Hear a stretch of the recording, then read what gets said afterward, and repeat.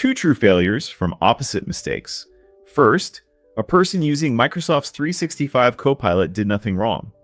No click, no download, no approval. An attacker just sent them an email. The agent read that email as part of doing its job, and confidential data walked out the door.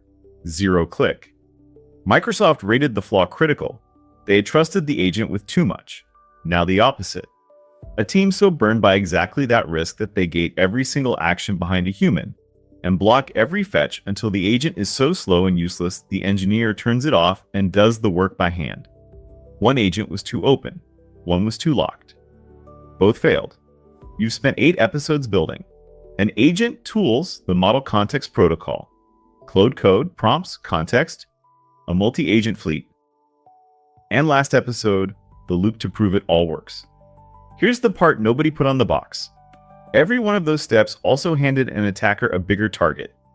The instant an agent can take actions, a single sentence of text it reads can hijack what it does. That attack has a name, prompt injection. And right now it is the #1 security risk for LLM applications. Both teams misunderstood the same thing. In a plain chatbot, an injection makes bad words. In an agent with tools, the very same injection makes bad actions. And the damage scales directly with how much the agent is allowed to do. That radius of damage has a name we'll use all episode. The blast radius. The over-trusted Copilot had an enormous one. The lockdown agent shrank it to 0 and took all the usefulness with it. You cannot make an agent unhackable. So the whole job is the smallest blast radius that still does the job. Small enough that a hack doesn't matter, useful enough that nobody pulls the plug. This is the Atlas from AI Tech Book, Episode 9, Part 1.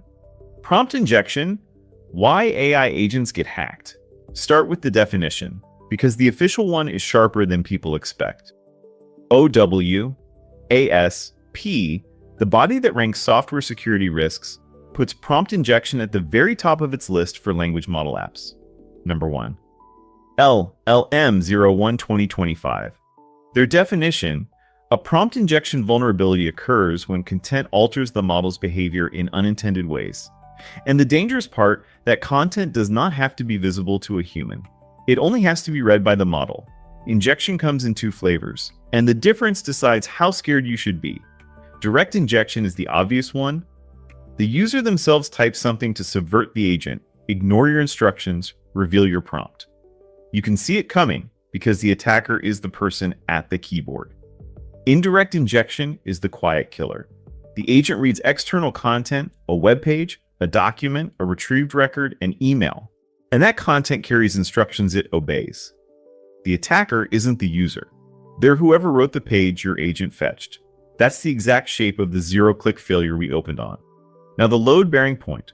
Run an injection against a plain chatbot, and the worst case is bad words. Run the same injection against an agent that holds tools, and it produces bad actions. It sends the email. It deletes the file. It exfiltrates the data. The text didn't get more dangerous. The capabilities behind it did.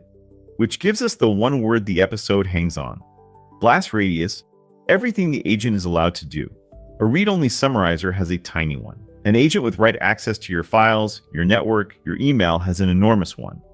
You met this last episode as the wall between agents and a fleet. Here it's the central frame. Damage scales with permission, so you don't secure an agent by making it impossible to fool. You'll fail. You decide how much damage a fooled agent can do. If you're an architect, that moves the whole problem from your prompt to your permissions. There are 5 defenses in this playbook, and they are not equal.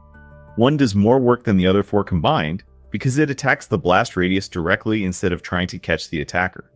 The least glamorous, the most important, least privilege. Give the agent the smallest set of capabilities that still lets it do the job. Nothing more. Think back to keys to a building. A new hire with a master key to every room means one phishing email becomes a break-in to the whole building. The same hire with a key to one room means a stolen key opens one room. That's least privilege, and OWASP, listed as a core mitigation for exactly this reason. For an agent, it's literal. Every tool you grant is a key on the ring. An agent that only needs to read shouldn't hold a write key. And this isn't theory you build from scratch. It's how Claude Code is wired by default. It starts read only. It can look, but it has to ask explicit permission before it acts.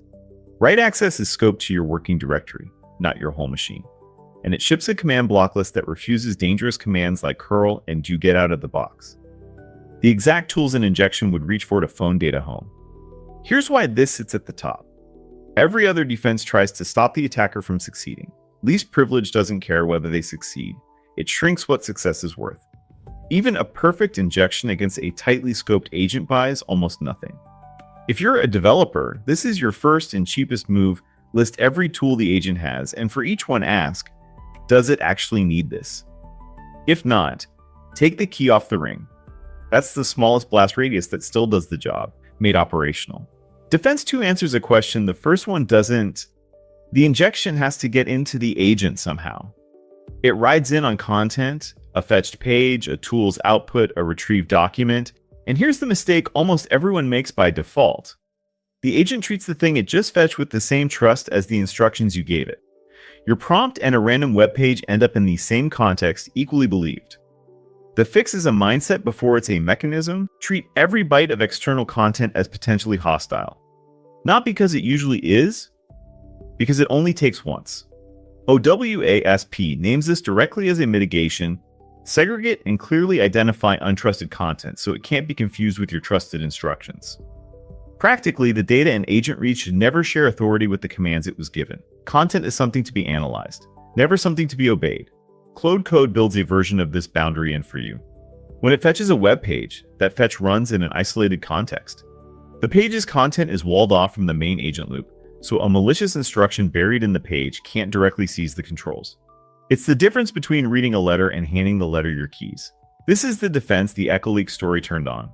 The attacker's instructions didn't arrive as a command. They arrived as content inside an ordinary email the agent ingested while doing its job. The red became an action. Every indirect injection is at heart a trust boundary failure, untrusted content treated as trusted instruction. If you're an architect, the rule is one line. Anything entering the agent's context from outside, tool output included, is data to be inspected, never instructions to be followed. Some actions are too consequential to let an agent take on its own, wiring money, deleting a production table, sending data to the outside world.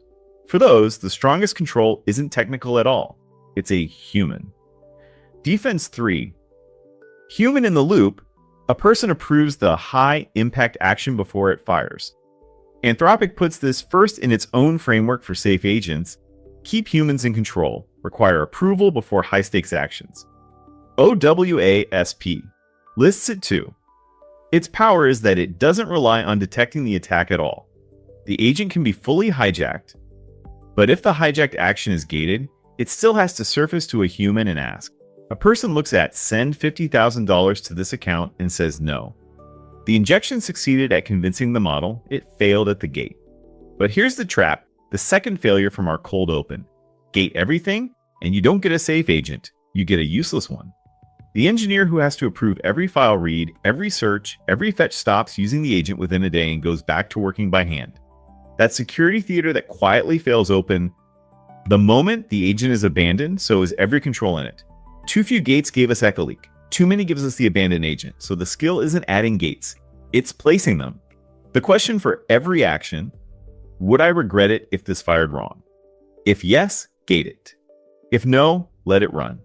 If you're a technical PM, that's the smallest blast radius that still does the job, applied to the actions a small radius can't fully contain. That's part 1, the 3 defenses you design in before the agent ever runs. Limit what it can do with least privilege. Isolate what it reads by separating trusted from untrusted, and gate the actions you'd regret, but only those. 3 controls, 1 idea, the smallest blast radius that still does the job. If the Atlas is helping you ship agents you can actually trust, subscribe, it's how these get made. So that's part 1, prompt injection, and why giving an agent tools hands an attacker a target. You've shrunk the blast radius with 3 controls you design in. Limit what it can do, isolate what it reads, gate the actions that matter. That's the smallest blast radius that still does the job. But you can't design away every attack. Some reach the agent while it's running.